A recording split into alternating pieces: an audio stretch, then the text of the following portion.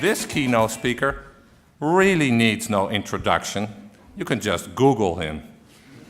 Probably Googling Fred is enough. No. No, not yet? Well, it will soon be. There's a YouTube creator, Fred, much more famous than I will ever be. Well, don't be too modest. Fred van Lohmann would certainly do it. Okay, here's the introduction, but it's a short one. Fred is legal director for copyright of Google. And in this world of private ordering by very large information companies, that's roughly on a par with the rank of Director General of WIPO, I would say. Fred will be speaking on copyright as information policy. Fred, I give you the floor. Thank you very much, Bernd. I stand here before you. I'm very honored. I'm also just a tiny bit afraid because I am what stands between you and dinner. So I will do my best to be quick about it. Bernd, of course, tells me I'm very lucky that I'm not standing between you and football. That would be really frightening. But I do want to say thank you to the organizers of the conference. Thank you to Bernd. It's a wonderful birthday celebration for Ivir. I have been particularly humbled to be included as a keynote speaker among the many that you have heard already and will hear tomorrow. And I'm struck by looking at the list of keynote speakers at the diversity represented there. Academics, from industry, from government, and I think this actually illustrates one of the other great strengths of Ivir, to bring these kinds of things together, these discussions together in useful ways. So happy birthday again to Ivir and for this conference. So although the title of my talk today is Copyright as Innovation Policy, I actually want to talk about something slightly broader than that. Certainly today, I think everyone agrees that copyright is at the center of so much of information law in many ways that are, frankly, somewhat new, and I think that are very far-reaching. And as I was preparing the talk for today, I was put in mind of an article that my friend Cory Doctorow wrote back in 2011 entitled, "It's Time to Stop Talking About Copyright." And what he had in mind there was the point he was trying to make is that in a world where copyright law reaches so broadly, where it potentially implicates every digital copy made in RAM, in a cache, on a hard drive, transmitted over a network, that if that's the world we live in, then there is no such thing as copyright law that is not also internet law. And in a world where our lives are increasingly part of a digital sphere of networked communications, it's also the case that there's no such thing really as internet law anymore. There is just law. Or perhaps, as Ivir would put it, information law. So I suppose that my point, or the lesson that I draw from Cory's article, is that copyright law has gotten much bigger. It has bitten off a lot more than its historical portion. In part, this is the result of an accident of digital technology, which of course depends on making copies and increasingly on not just making them, but also moving them around. So I think now that copyright's role or copyright scope has expanded to reach so many other areas than it traditionally did, I think it has to take on some new roles. And in fact, interestingly, I thought Commissioner Cruz's speech yesterday also reflected very much this view that copyright law today is more, or it has more roles to fill than it traditionally did. And I think this results a lot as a result of the digital changes that I've described. So historically, copyright's chief role has been to enable and encourage the commercial cultural production, to allow artists, authors, creators, distributors to obtain remuneration for the sunk investments that they make in creativity that we all value. There's no question that that remains a very important role for copyright. No question about that in my mind. But now there are other roles that copyright law has been called on to play. So I want to discuss two of these roles that I don't mean to suggest that they should replace or eliminate concern with the traditional role of encouraging commercial cultural production. But there are two new ones that I think deserve more attention perhaps than copyright law has traditionally afforded. One of those roles is, as the title of my talk suggests, copyright's increasingly important role as the center of innovation policy. I think it's increasingly evident that copyright is at the center of questions of what technologies get built, who gets to enjoy those technologies, what are the limits. A lot of these questions are being now translated through the lens of copyright law in a way that is really quite, I think, new and surprising. I would submit, for example, that when the engineers at Telefunken were working on the first radio transmitters in the early 20th century, they were probably not consulting copyright lawyers every day to ask, if I design the antenna this way, will there be a copyright law problem? Similarly, I don't think the engineers in Japan designing the first Nikon cameras were consulting with copyright lawyers every day to ask, does this film change my exposure to copyright law? Of course, today, innovators in every field of digital commerce consult their copyright lawyers all the time, for which I suppose I should be grateful, since I owe my employment to that growth in scope. But that is, I think, an example of how today you cannot think about copyright policy without thinking about its influence on innovation policy, on engineers trying to build new products. So that will be, I think, one role that we want to examine. But before we turn to that, I want to talk about one other role that I think is increasingly important and yet copyright law may not have fully admitted. So it strikes me that copyright law has a particular role today in encouraging and enabling the creativity of amateurs. This, I think, is something that was not copyright's traditional concern. It is, I think, a new role. It's not an alien role. It is still enabling and encouraging creators. It's very close, I think, to the traditional role that copyright law has played. But I think it has certain different characteristics. And I'm put in mind of this because I don't know how many of you have seen the press from last week that came from the annual VidCon conference. I imagine if you didn't see that press, each year that goes by, it will become more and more certain that you will be seeing more about that. That conference is the annual conference for YouTube creators. It brought over 20,000 participants this year.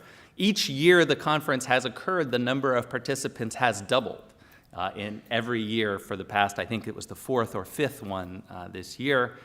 And virtually all of those creators were what I would call amateurs.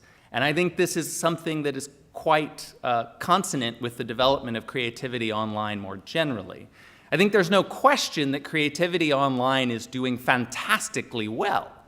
Never in human history have more songs been recorded, more text be written, more software applications be developed, more video been shot, more photographs been taken than right now. 100 hours, more than 100 hours of new video is uploaded to YouTube each minute today. That number also continues to grow quickly. So when I say amateur here, I want to emphasize that I'm using the term in what I think of as the older meaning. In other words, I don't mean to suggest that these are amateurs in the sense that the quality of their output is somehow less. I don't mean to suggest that they are somehow non-commercial or not interested in commercial reward as part of their work. What I mean to suggest here is that they are engaged primarily, or certainly initially, from passion, from a love of what they do. That's their principal motive in creating. They come to this as a hobby. If you see YouTube creators, the ones that have gone on to be incredibly famous today, many of them making literally millions of dollars each year from their YouTube channels, almost all of them began as a hobby, from passion, doing what they loved. So I don't want to put them in the non-commercial, commercial in those two boxes as though they are separate. So when we look at that kind of creativity, I think the question to ask is that creativity because of copyright law or despite copyright law? I think that will help us understand, is copyright law fulfilling its role in encouraging those creators? I think the answer to that question is both. I think copyright law actually has been a pivotal contributor to this explosion of new creativity. But I think perhaps it's in a surprising way. I would suggest it's not been the exclusive rights portion of copyright law that has been driving the creativity among amateur creators today. I would suggest actually it has been limitations and exceptions that are part of the fabric of copyright law, and in fact some that maybe are not even considered to be part of the fabric of copyright, and here I'm referring to the e-commerce directive safe harbors or the DMCA safe harbors in the United States. Without those safe harbor provisions, I would submit that there wouldn't be the online platforms that today enable almost all of the amateur creativity that I describe, or at least enable most of the growth. Certainly someone would be shooting video even if there was no YouTube today, no question about that. But I think it can't be doubted that there would be far less video creativity without the availability of platforms like YouTube to make that creativity accessible to an audience. So whether you're talking about YouTube or SoundCloud or Amazon's Kindle platform or Flickr or even the iTunes App Store, these are all key enablers for the kind of amateur creativity that I've been describing. Without them, most of that creativity simply would not exist today. So that's why I would suggest that there is a success story here for copyright law in enabling those creators. That success story is in part driven from limitations and exceptions. So what is not working? What is happening despite copyright law, not because of it? Well, here I think there's one item that stands out for me particularly brightly, and that is how copyright law has accommodated, or perhaps more fairly, failed to accommodate remixing. One can just look at the content that many of the amateurs are creating and see the enormous quantity of remixing that is occurring. And I don't just mean the traditional, mashups or things that spring to mind, but just the broader category of reusing, reinterpreting, putting together new forms of pastiche, new forms of, often it is for commentary and criticism, which I think is well understood, but increasingly it's for all kinds of other purposes as well. Perhaps one of my favorites is Homage. You see so many amateurs who take content from the cultural material that they love most dearly, whether it be a musical artist or a television show or the work of a particular filmmaker, and they turn it into something new that expresses their love, their joy in that cultural predecessor. Is it commentary and criticism? I don't know if it fits within that bucket. Is it parody? Probably not under many legal definitions of parody. Is it a remix? Oh yes. Should it be encouraged? I think obviously. It is happening. It's happening very, very frequently online. It is happening despite copyright law, not because of it. So the good news here is there are some signs of hope for this particular role of copyright. I would, of course, as an American copyright lawyer, I would be remiss if I did not mention the role that the Fair Use Doctrine has played in American copyright law to try to accommodate some of this kind of creativity. But it's not just an American phenomenon. Many of you may know that Canada recently adopted a specific exception to copyright that enables non-commercial remixing in videos, for example, what, in fact, during the legislative process was referred to as the YouTube exception. So that, I think, is a very promising development. I believe some of the comments of Commissioner Cruz last night touched on some of the importance of finding a way to have copyright encourage and enable this kind of creativity. Does it solve all the problems? I don't quite think so. The Canadian example, in my mind, is a little bit, I'm interested in how durable it will prove, precisely because it is limited to non-commercial videos. And here, as I mentioned earlier, I think we need to think a bit more broadly than just commercial versus non-commercial. The experience on YouTube certainly has been that many amateurs begin in an entirely non-commercial mode. They then add some elements of commerciality, sometimes solely to cover costs that they incur. Then perhaps they achieve some sort of sponsorship. Perhaps they get invited to provide some of their material to a film festival or on a television program, or an advertiser approaches them. And then before you know it, they begin to take on aspects of commerciality. We see this very vividly, the way copyright law influences this in our YouTube spaces. These are, for those who don't know, studios that we've opened in various places around the world. There's one currently, I believe, in Tokyo. I know there is one in Los Angeles, where YouTube creators can come and basically use the facilities of a full professional studio environment in order to essentially step up a level in the quality of their production. It's been remarkably popular. It's been used not just by YouTube amateurs, but also by movie studios in Los Angeles love it as well, in what I thought was a great example of exactly the kind of remix I'm talking about. Warner Brothers, for its recent Godzilla film, brought the entire set that they had built for the control room in Godzilla, brought it and installed it in the YouTube space, and invited any YouTube creator who was interested to come and use the Godzilla control room set for their own videos, right? Believe me, lots of Godzilla fans out there in the world of YouTube. And they were thrilled to be able to come and essentially use that set. The set was finished, the movie was done. Warner Brothers didn't have any further use for it. It would simply have been scrapped, if not for this use. And of course, it was a win-win for everyone, because the more people are talking about Godzilla, the more happy Warner Brothers is to have a film coming out soon called Godzilla.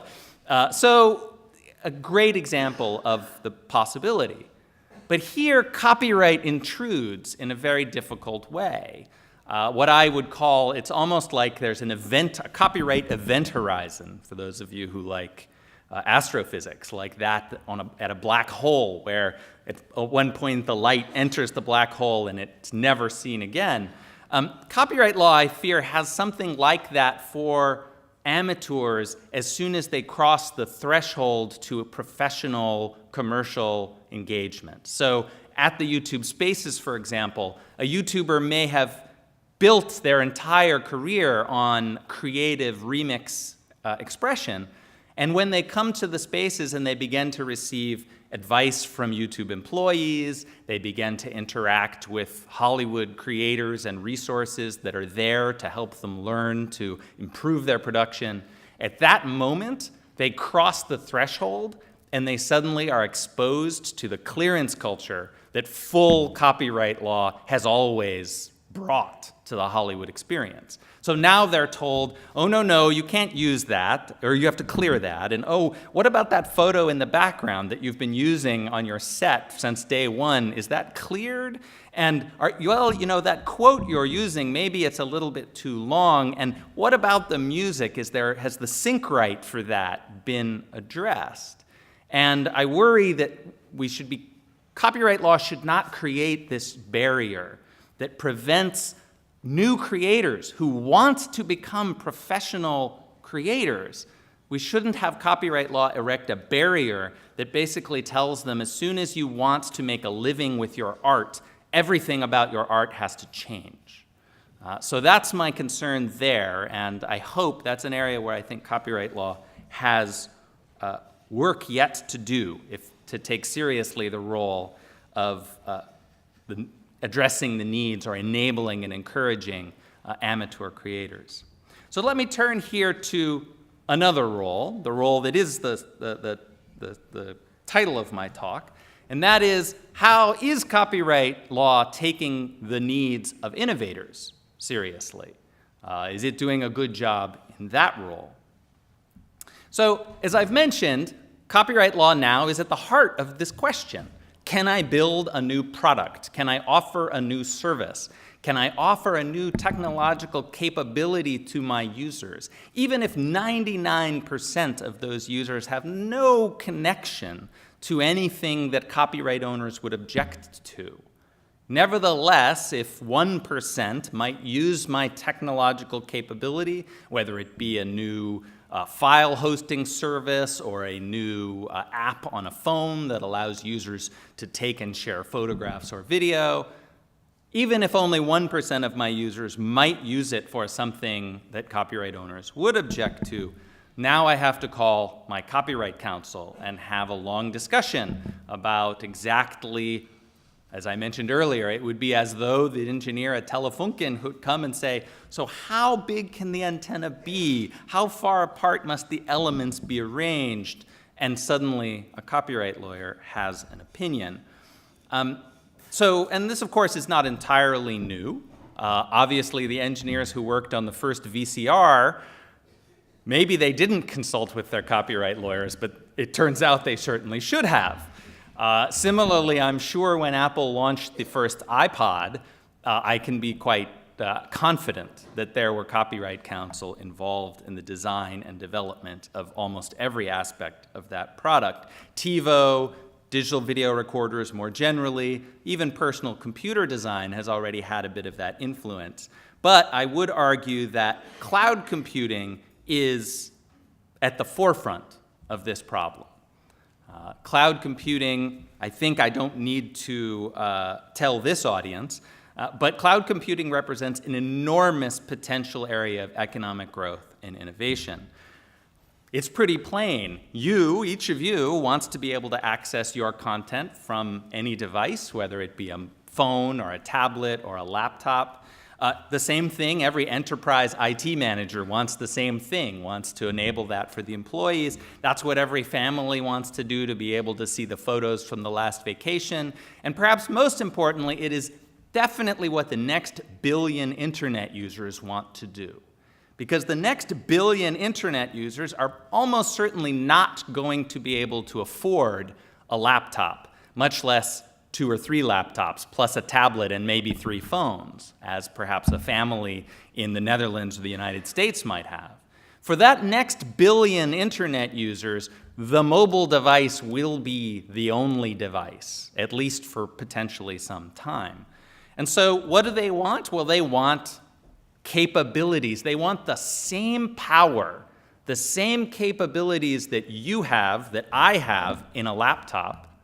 They want that costs maybe $1,000, maybe $500, maybe $300, still a lot more than a phone. They want that phone, that mobile device, to be able to do everything that this device can do. And the great thing about cloud computing is we can deliver that. In fact, that is the goal. We should be able to deliver all the capabilities to you on an inexpensive mobile device that traditionally required a personal computer with a hard drive and all of the accoutrements thereof. So, there's an enormous business opportunity and an enormous human opportunity in getting cloud computing to deliver that innovation.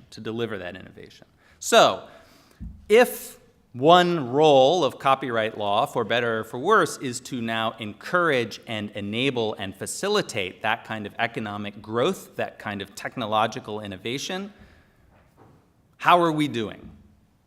Are we seeing the growth in cloud computing because of copyright law or despite copyright law?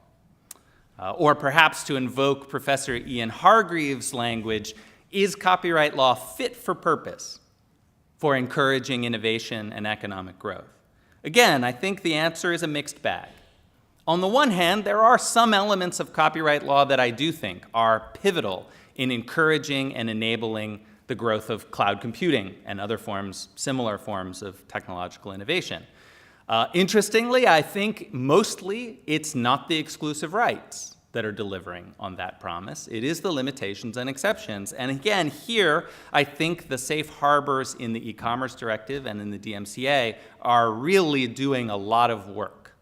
Most of what we've seen in the cloud, whether it's Dropbox, whether it's other online cloud-based alternatives to what you can do with your computer, most of that stuff wouldn't exist but for those safe harbors.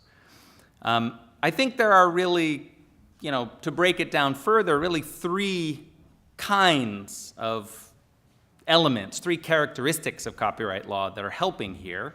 One, as I mentioned, the safe harbors, those are examples of explicit limits on intermediary liability. To the extent those are embodied in copyright law or in adjacent areas of law, such as the e-commerce directive, I think they are doing a lot to encourage and enable innovation. Second, however, and perhaps equally important, are implicit limits in copyright law on intermediary liability. And here I think things in the older doctrines are not given sufficient credit. So for example, in the United States, we have the staple article of commerce doctrine, fondly known by many copyright lawyers as the Betamax Doctrine, which was tested in that first lawsuit about the Betamax VCR, where the Supreme Court in 1984 told us that so long as your device is capable of substantial non-infringing uses, you will not be held contributorily liable for infringements committed with it. That turns out to be pretty darn important.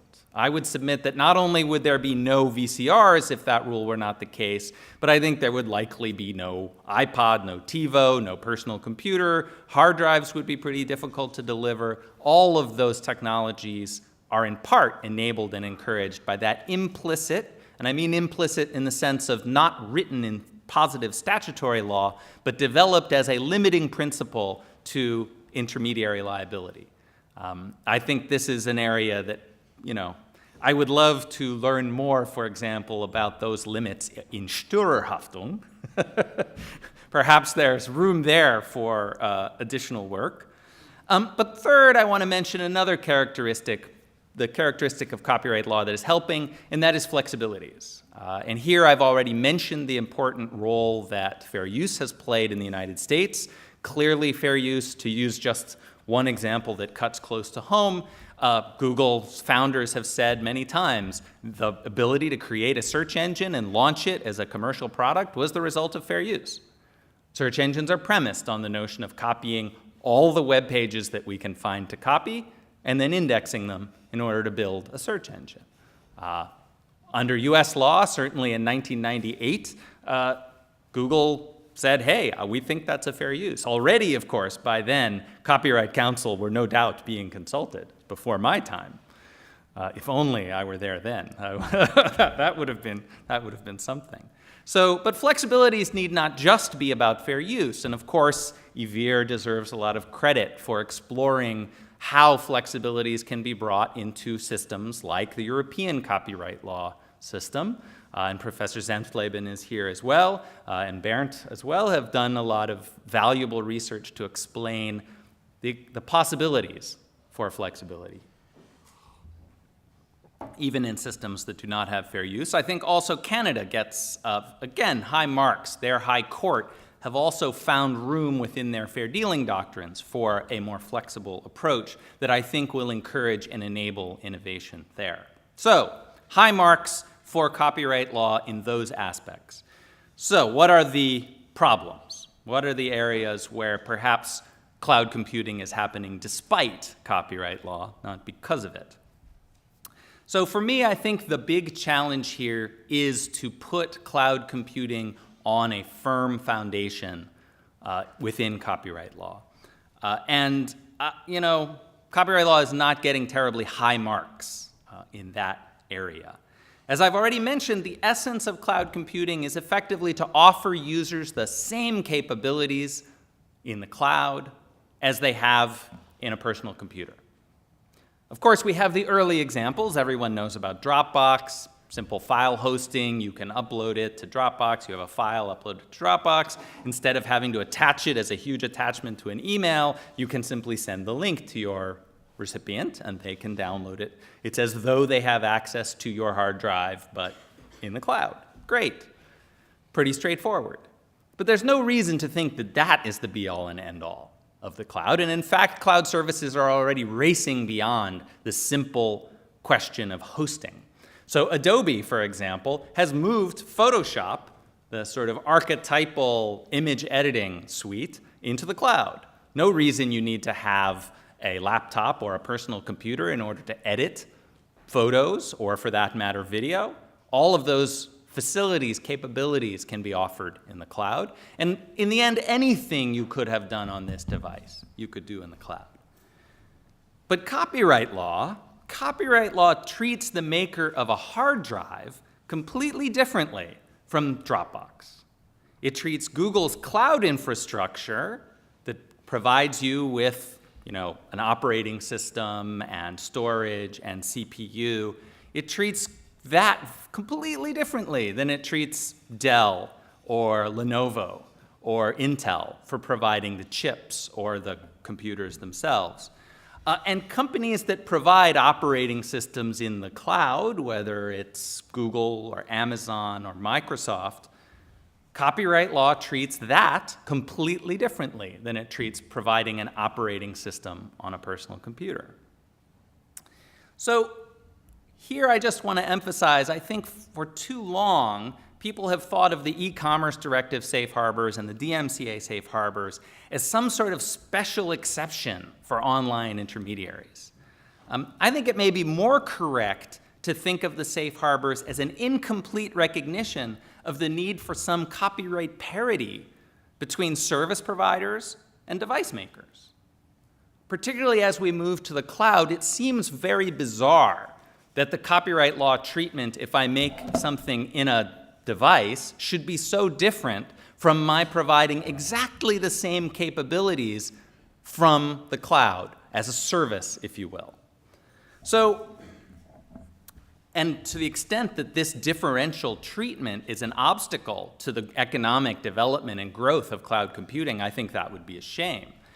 It would be a shame not just for my employer, not just for Amazon, not just for all the other providers of the service. I think it would be a shame for the next billion internet users who, rather than having those capabilities from a $99 phone, will instead have to wait until they can get a laptop or a personal computer or several of those. So what should copyright be doing here? Well, I have only a few preliminary ideas. I think there's plenty more that needs thinking here. But here are a few things that stood out for me in the last few years as I've been thinking about this. One is from, again, Professor Ian Hargreaves' report, the recognition that the private copying exception should explicitly extend to cloud-based storage, something that Professor Hargreaves' report explicitly recommended. In Europe, where the private copying exception has, I think, a very important role to play, I think that's a great example of creating some parity, a level playing field between the makers of hard drives and those who provide the same capability in the cloud. Another encouraging development is, I've read in a number of German court rulings, a real recognition that when a user uploads a file to, say, RapidShare, Dropbox, take your pick, the courts recognize that it is the user who is the direct infringer in that context, not the service provider. I think, again, a very important leveling of the playing field. No one would suggest when a user of a personal computer makes an infringing copy on a hard drive that it is the hard drive manufacturer who is somehow the direct infringer. The same rule, I think, should apply for the same capabilities offered from the cloud. And let me end here by saying, perhaps most importantly, and I think I've already given away the exciting finish here in my appearance on the panel this morning, we really need to do something about this Article 8.3 business. The idea that online cloud providers would be subject to free-ranging court injunctions even in the absence of any violation of the law by the service provider, I think is very chilling for innovation, very chilling for economic growth. One need only imagine what would it have been like for Microsoft and Apple and Linus Torvalds, each of whom were developing an operating system to operate something like this. What would that experience have looked like if they were subject at any time to an injunction by a court that would tell them, you must take reasonable steps in your operating system to prevent infringement by your users? We can't tell you what you need to do. We can't tell you how much effort you must expend. We'll just say, do it reasonably. And if you get it wrong, well, we'll drag you back in here and we'll keep at it until the court is satisfied. Oh, and by the way, that's just this court. The court in the country next door might have a different set of rules for you to put in the operating system before you can ship it on a personal computer. I would submit that the course of the personal computing revolution in the 1980s would look very different if that had been the rule for those innovators, offering the same capabilities that today cloud providers want to make available to users. So Article 8.3, I think, is a real challenge. It's an area that is not friendly to innovation. I think also the e-commerce safe harbors, the concept of active hosting presents a real challenge, where courts are saying, well, some kinds of online services lose the safe harbor. We can't exactly tell you when. We can't exactly tell you that it will be the same from jurisdiction to jurisdiction. You'll just have to guess what puts you over that line. And of course, those rules don't apply if you offer exactly the same capabilities using a freestanding device.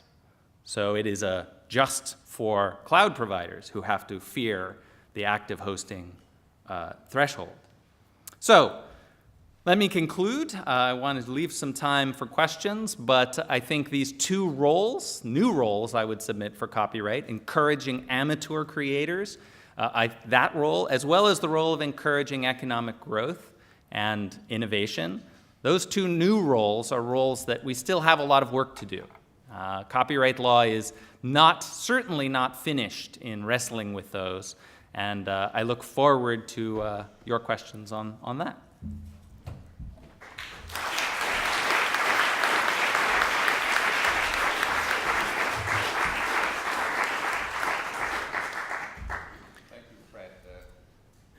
You have time for 15 minutes of questions at least. No, maximum.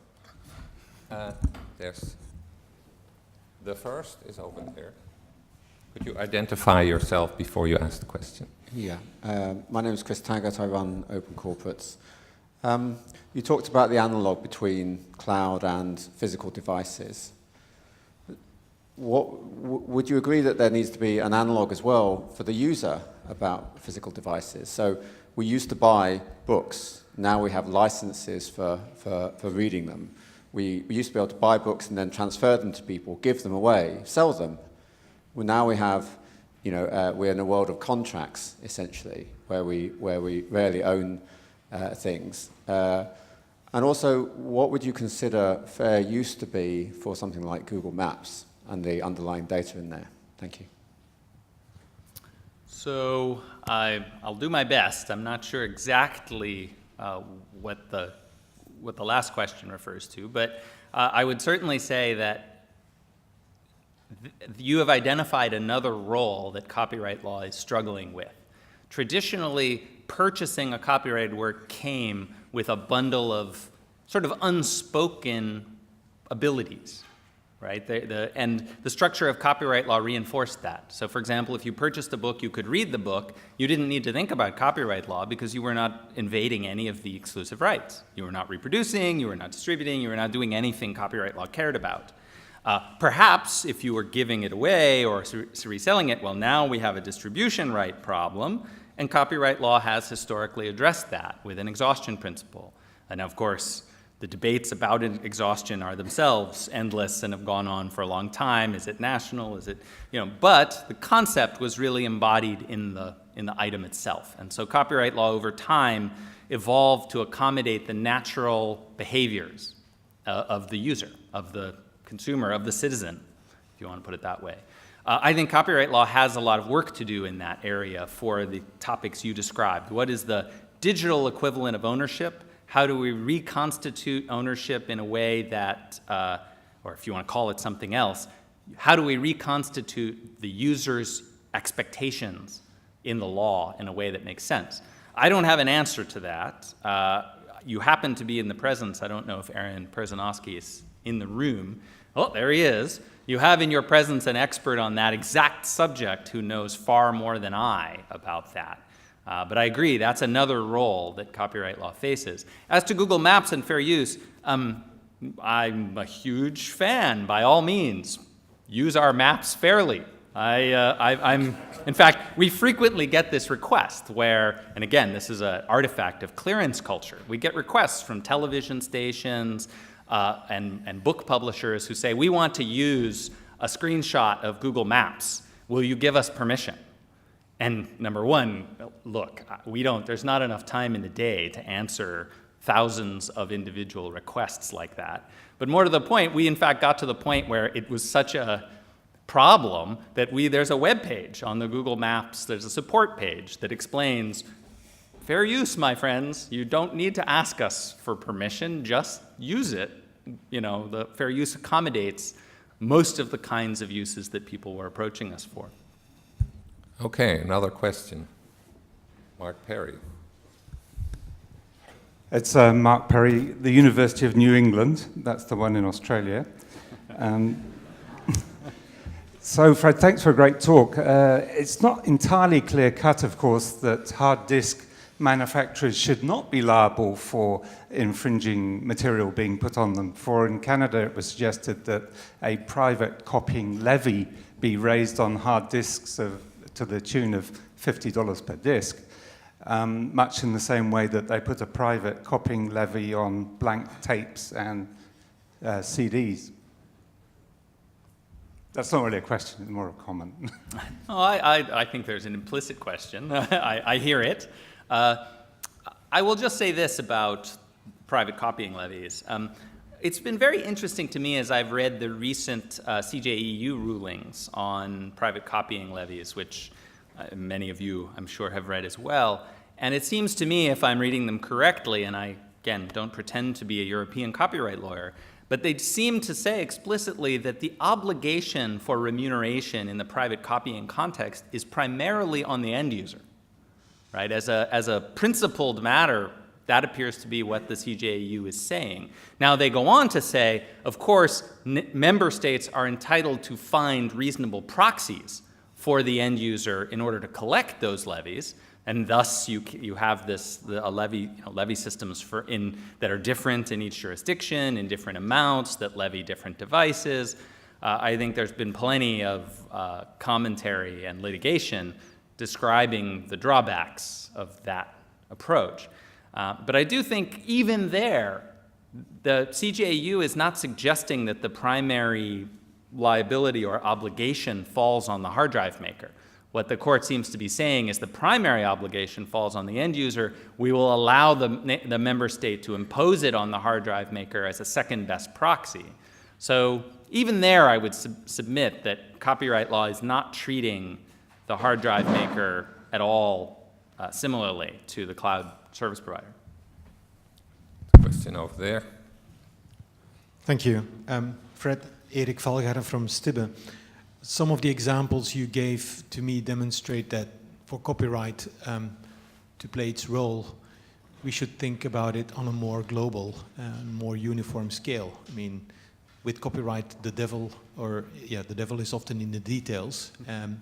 And how do you see that? I mean, how global, how uniform should copyright become in order to do its work as an enabler of technology, and how do you think we can get there? Thank you. That's a very, very good question. I'm torn in answering it. On the one hand, it's clear that having uniformity does facilitate efficient, scalable solutions. And in fact, there is a lot of that's going on, even if it's not explicitly set forth in any international instrument. So I'm thinking here, for example, in Google's experience, the way we do notice and takedown.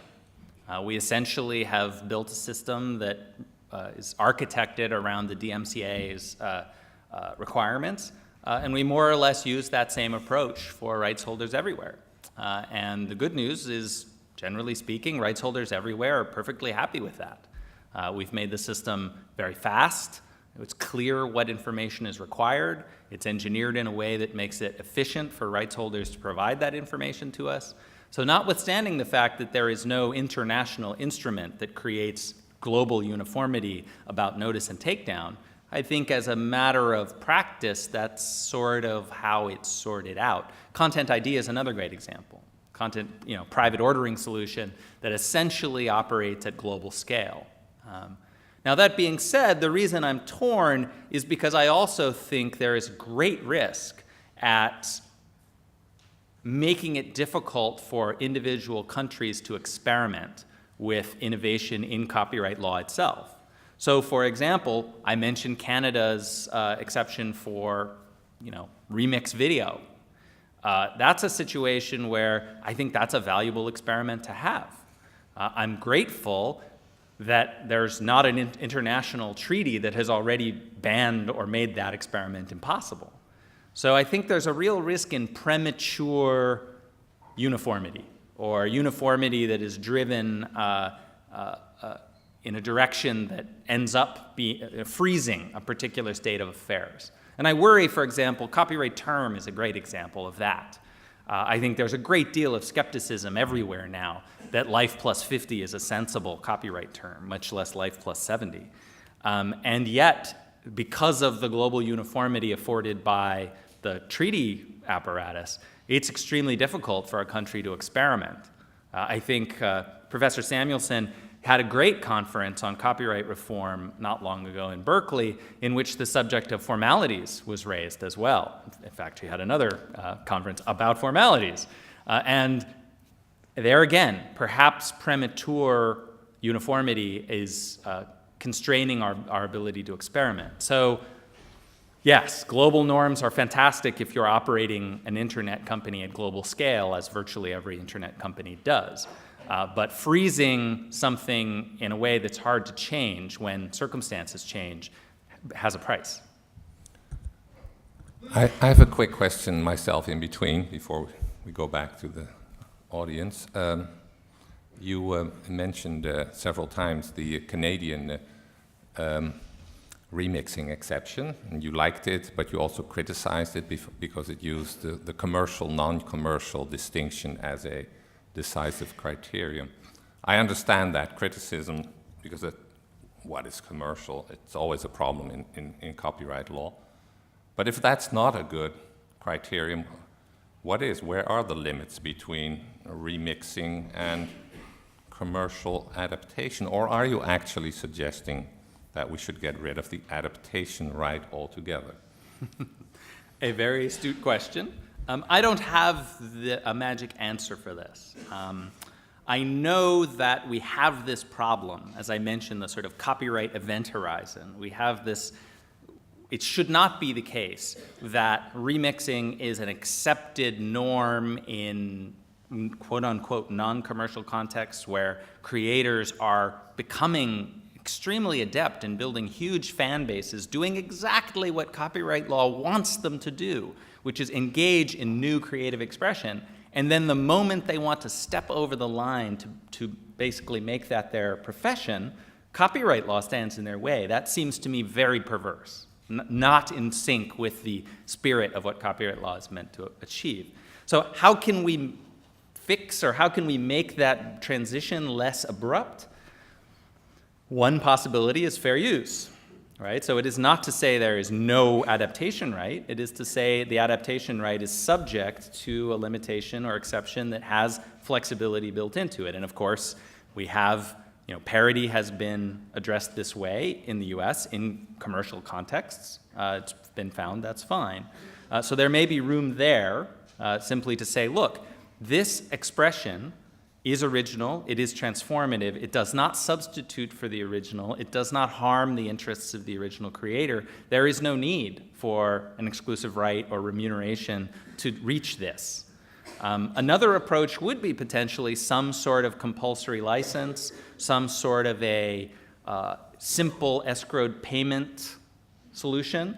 A third potential solution is one that Judge Kaczynski in the United States wrote about many years ago, in which he said perhaps the remedial scheme for the adaptation right should be adjusted so that if you do use someone else's work and they come and sue you later, they cannot enjoin you, but perhaps you must share some of your profits and it should be then discounted based on how much of the originality came from the new creator versus the old. So these are all ways to think about making this adjustment. But I guess my point is simply to say we need to do something at this threshold, because right now it is frustrating the actual purpose of encouraging creativity. Okay, we have time for one or two questions, depending on how quick they are and are answered. You're lucky they're not waiting for football, Bernd. There's always football. Remy. Hi. One of the points, the central points you make is that their copyright makes too much. Remy Chavan, this Sorry. is. One of the points you make is that a copyright makes too much of a distinction between a product and a service which offers equivalent functionality.